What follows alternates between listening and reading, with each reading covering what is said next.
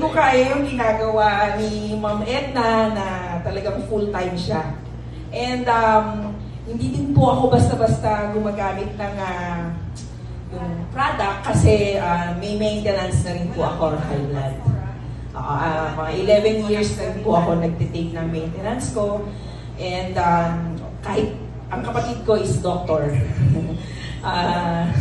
Natatakot po ako basta-basta mag-take. Pero nung dahil kay Ma'am Tess, and si Ma'am Emily po kasi kilala, friend ng mother ko. So hindi ako nagdalawang isip na i-try yung product. And yung pag-take ko po ng product, wala pa pong 7 days actually. Yung ika-4th day ko po, doon ko na talagang nasubukan yung effect nung Miracell na talagang pinaihi po niya ako ng husto and sumakit po yung mga legs ko. Sumakit yung mga muscles ng legs ko po talaga at saka itong mga kamay ko po talagang masakit. And yung back pain ko po na taon na nirereklamo ko na hindi magamot-gamot, nawala rin po dito kay Miracell.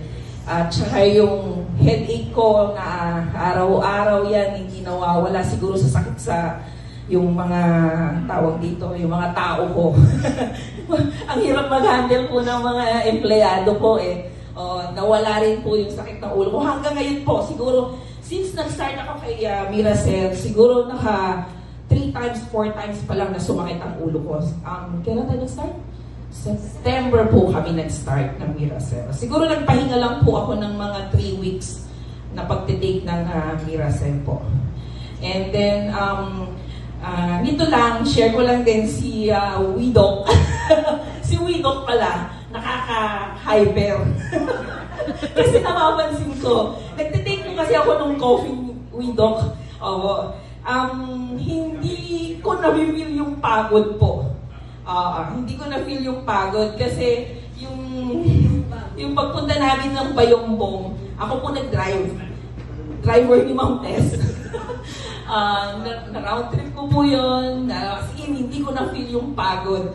At saka kahit ngayon po, minsan umabot po hanggang alauna, 2:00 na tumutulong ako sa laundry ko. Kasi laundry provider din po ako ni Go Hotel sa Tugigaraw.